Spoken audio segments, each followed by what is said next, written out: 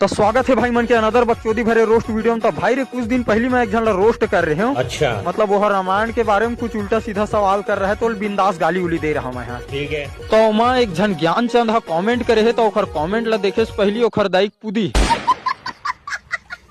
तो एक कमेंट में एक कहना है कि साले पढ़े लिखे हो MCA सब काल्पनिक आए।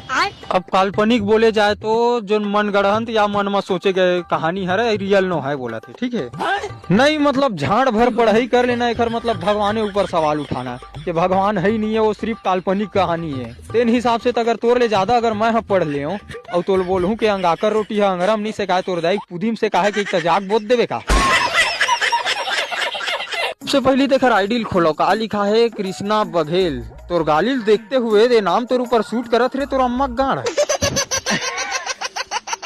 फोटो दिखा रे खर। इन बच्चों के लिए हम पेड़ पानी और ये जो ग्लेशियर